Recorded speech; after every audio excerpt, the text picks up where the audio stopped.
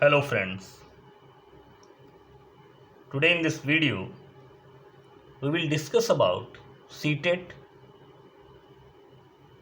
Paper 1 जो कि सितंबर 2014 में हुआ था। सितंबर 2014 का पेपर है पेपर 1। इसमें से हम लोग चाइल्ड डेवलपमेंट एंड पेडागॉजी का जो पोर्शन है वो सॉल्व करेंगे। तो पहले क्वेश्चन पे आते हैं हम लोग। ये जो सेट है एम सेट को मैं सॉल्व कर रहा हूँ, जिसमें से क्वेश्चन नंबर 1 जो है उसे हम देखेंगे। संज्ञानात्मक विकास में से किसके द्वारा समर्थित होता है? संज्ञानात्मक विकास निम्न में से किसके द्वारा समर्थित होता है? पहला ऑप्शन है जितना संभव हो उतनी आवृत्ति से संगत और सुनियोजित परीक्षाओं का आयोजन करना। सेकंड ऑप्शन है उन गतिविधियों को प्रस्तुत करना जो पारंपरिक पद्धतियों को सुदृढ़ बनाती हैं। थर्ड ऑप्शन है एक समृद्ध और विविधतापूर्ण वातावरण उपलब्ध कराना। और फोर्थ ऑप्शन है सहयोगात्मक की अपेक्षा वैयक्तिक गतिविधियों पर अधिक ध्यान केंद्रित करना। इसमें से मैं आपको ज़्यादा समय नहीं लूँगा आपका, सीधे मैं आपको सही आंसर बताता हूँ। थर्ड ऑप्शन सही होगा, एक समृद्ध और विविधतापूर्ण वातावरण उपलब्ध कराना। ठीक है, आते हैं हम लोग सेकंड क्वेश्चन पे। मानव विकास है, पहला ऑप्शन है मात्रात्मक, दूसरा गुणात्मक, तीसरा कुछ सीमा तक अमापनीय और चौथा ऑप्शन है आपका मात्रात्मक एवं गुणात्मक दोनों। तो सेकंड में आपका फोर्थ ऑप्शन सही हो जाएगा, मात्रात्मक और गुणात्मक दोनों। थर्ड क्वेश्चन पे आते हैं हम लोग। प्रकृति पोषण विवाद निम्नलिखित में से किससे संबंधित है? पहला ऑप्शन है आनुवांशिकी एवं वातावरण, दूसरा है व्यवहार और वातावरण, तीसरा है वातावरण और जीव विज्ञान और चौथा है वातावरण एवं पालन पोषण। तो क्वेश्चन नंबर थर्ड का जो सही ऑप्शन होगा वो ऑप्शन नंबर 1 होगा, आनुवांशिकी एवं वातावरण।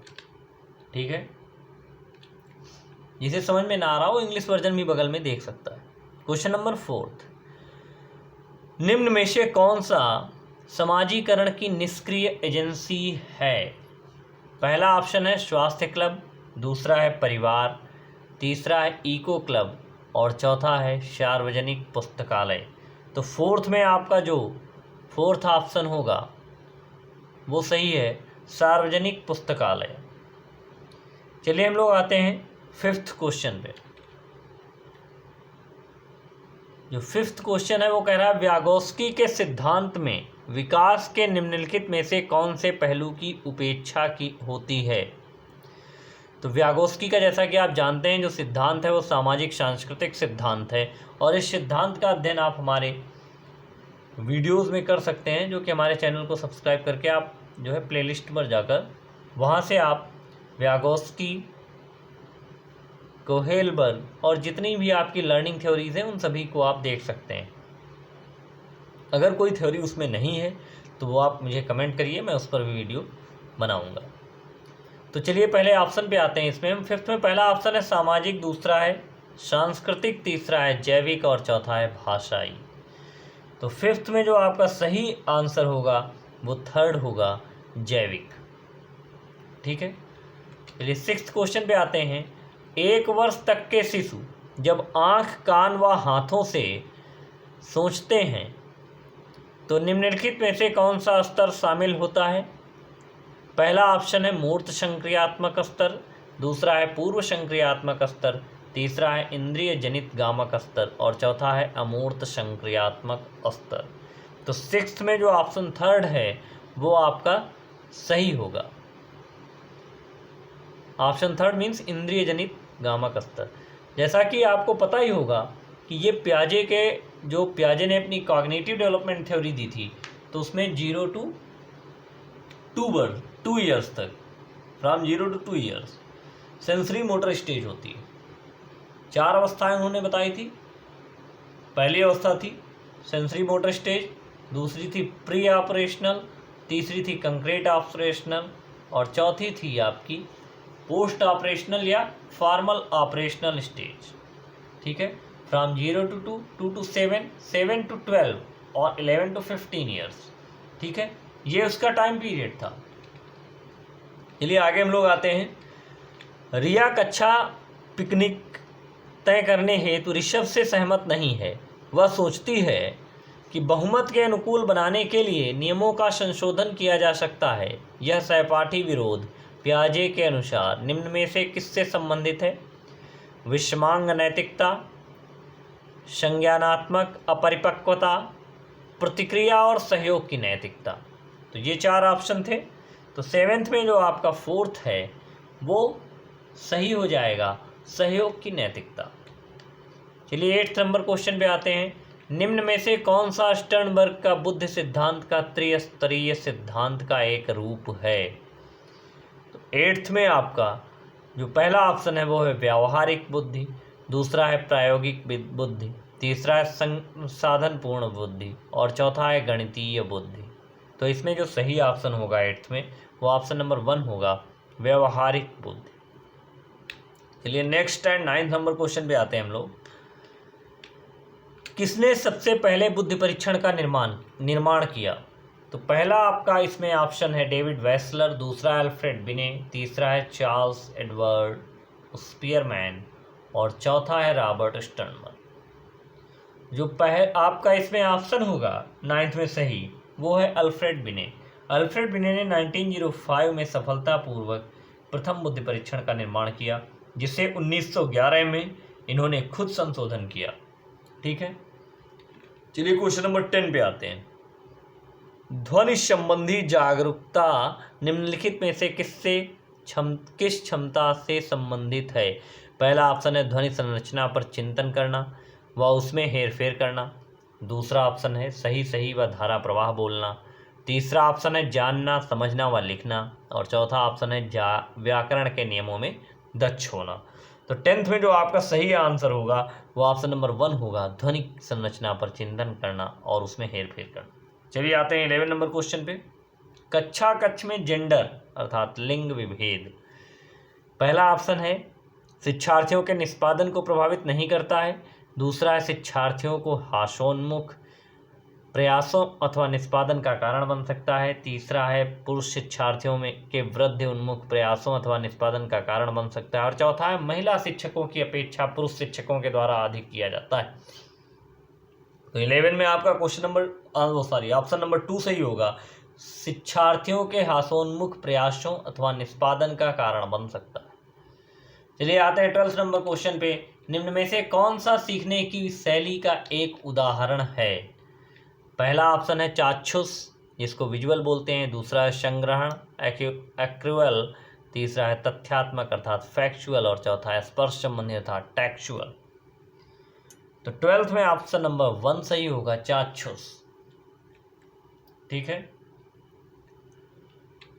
13 नंबर क्वेश्चन पे आते हैं हम लोग। एक शिक्षक कक्षा के कार्य को एकत्र करता है और उन्हें पढ़ता है, उसके बाद योजना बनाता है और अपने अगले पाठ को शिक्षार्थियों की आवश्यकताओं को पूरा करने के लिए समायोजित करता है।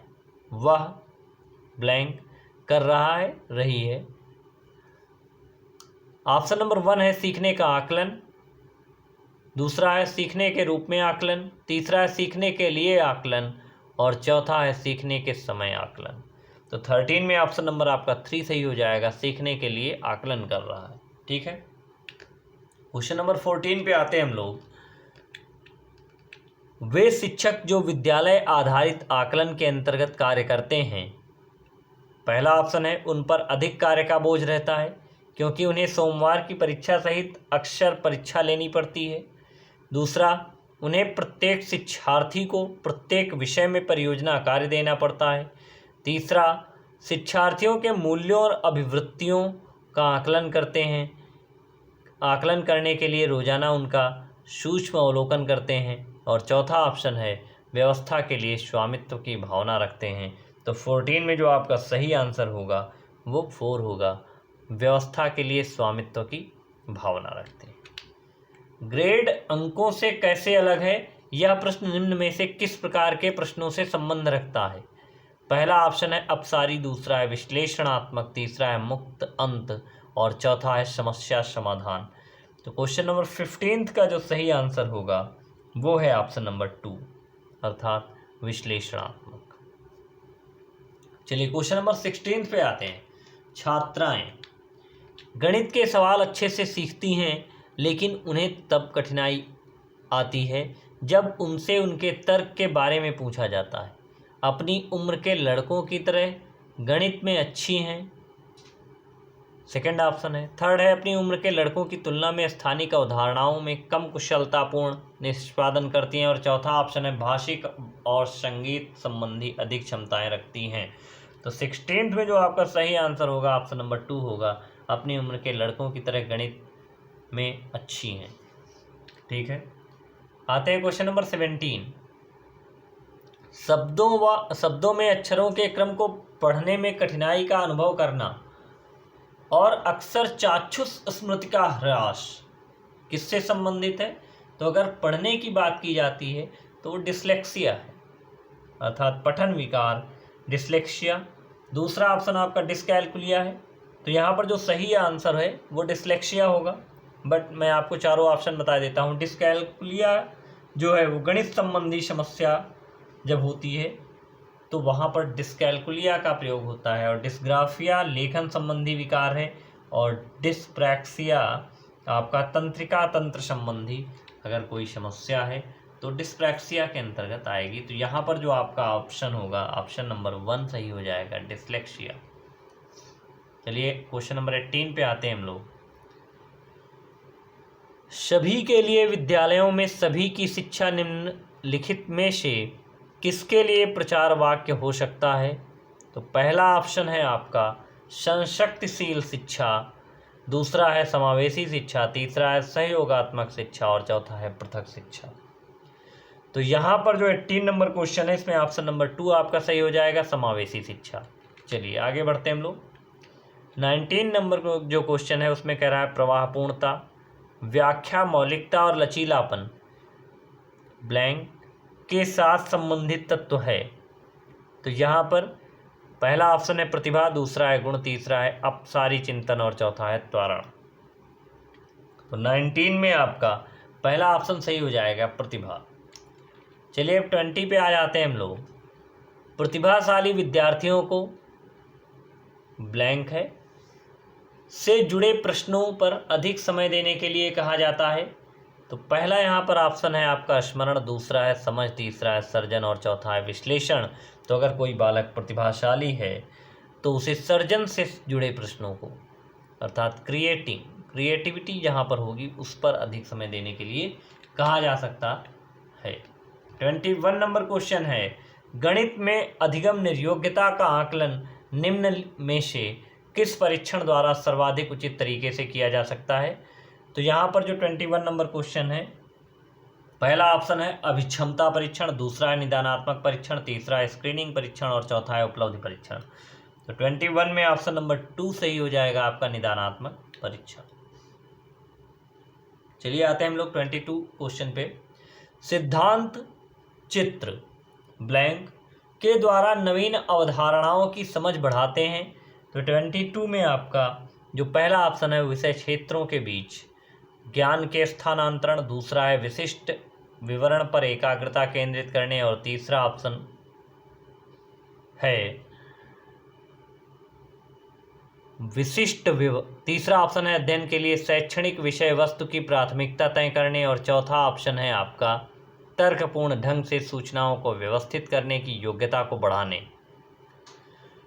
तो यहाँ पर जो आपका 22 में सही आंसर होगा वो है 4th नंबर ऑप्शन, तर्कपूर्ण ढंग से सूचनाओं को व्यवस्थित करने की योग्यता को बढ़ाने के लिए। 23 क्वेश्चन है एल्बर्ट बेंडूरा ने सामाजिक अधिगम सिद्धांत के अनुसार निम्न में से कौन सा सही है? तो पहला ऑप्शन है खेल अनिवार्य है और उसे विद्यालय में प्राथमिकता दी जानी चाहिए। दूसरा ऑप्शन है बच्चों के सीखने के लिए प्रतिरूपण एक मुख्य तरीका है। तीसरा ऑप्शन है अनुसुलझा संकट बच्चे को नुकसान पहुंचा सकता है, और चौथा है संज्ञानात्मक विकास सामाजिक विकास से स्वतंत्र है। तो 23 में जो आपका सही आंसर होगा वो आंसर सेकंड होगा, ऑप्शन 2 होगा, बच्चों के सीखने के लिए प्रतिरूपण एक मुख्य तरीका है। अल्बर्ट बंडूरा का भी सिद्धांत आपको हमारे प्लेलिस्ट में मिल जाएगा। अभी उसका भी मैंने लेटेस्ट ही वीडियो अपलोड किया है, तो वहाँ से आप उसे भी देख सकते हैं। चलिए हम लोग आते हैं क्वेश्चन नंबर 24 पे। निगमनात्मक तर्कणा में शामिल है, पहला ऑप्शन है सामान्य से विशिष्ट की ओर तर्कणा, विशिष्ट दूसरा है विशिष्ट से सामान्य की ओर तर्कणा, तीसरा है ज्ञान का सक्रिय निर्माण और पुनर्निर्माण, तीसरा ऑप्शन है अन्वेषण परक सीखना और स्वतः खोज परक संबंधी पद्धतियाँ। तो 24 में आपका जो है पहला ऑप्शन सही हो जाएगा, सामान्य से विशिष्ट की ओर तर्कणा। आते हैं हम लोग 25 नंबर क्वेश्चन पे।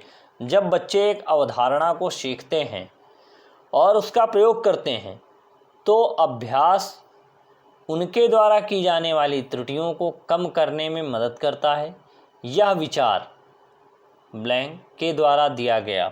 25 नंबर क्वेश्चन है, तो ये विचार जो है E.L. थॉर्नडाइक द्वारा दिया गया। यह सेकंड ऑप्शन है जीन पियाजे, ये थर्ड ऑप्शन है J.B. वाटसन और फोर्थ ऑप्शन है लेव यागोस्की। तो ये जो विचार है ये थॉर्नडाइक का है।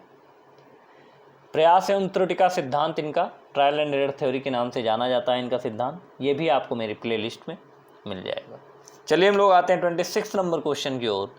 निम्न में से कौन सा कौशल संवेगात्मक बुद्धि से संबंधित है? तो यहाँ स्किल की बात की जा रही है।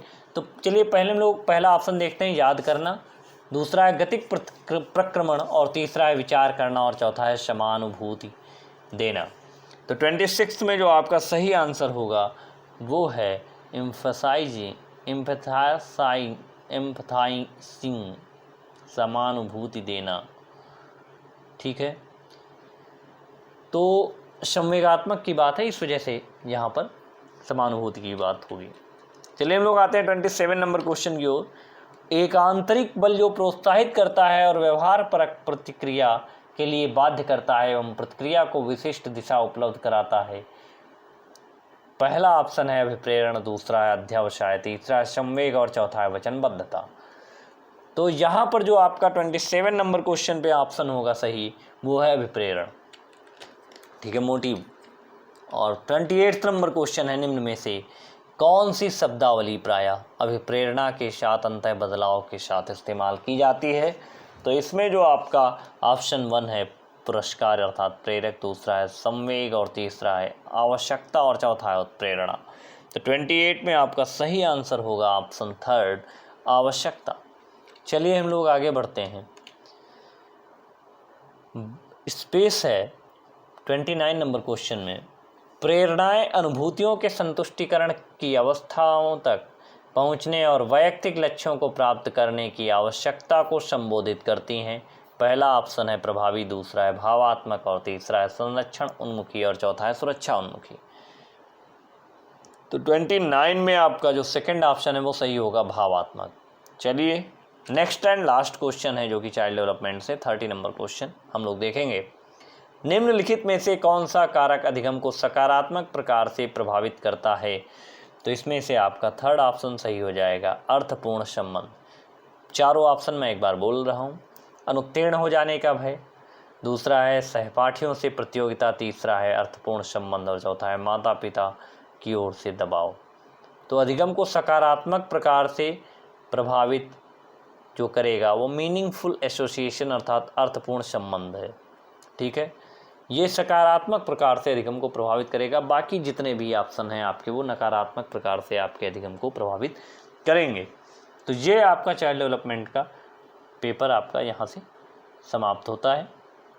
ठीक है, अगर आपको यहाँ पर किसी भी क्वेश्चन में कोई डाउट हो या दूसरी चीज़ ये है कि अगर कोई सिद्धांत आपको नहीं समझ में आया हो तो आप उसे कमेंट बॉक्स में कमेंट करें और नेक्स्ट वीडियो जो मैं बनाऊँगा उसमें से आपका जो कमेंट होगा उससे रिलेटेड भी मैं आपकी क्वेरी सॉल्व करूँगा और उससे रिलेटेड वीडियो बनाऊँगा। Okay, thank you. अगर आपको वीडियो पसंद आए तो उसे अधिक से अधिक लाइक, सब्सक्राइब और शेयर करें। धन्यवाद।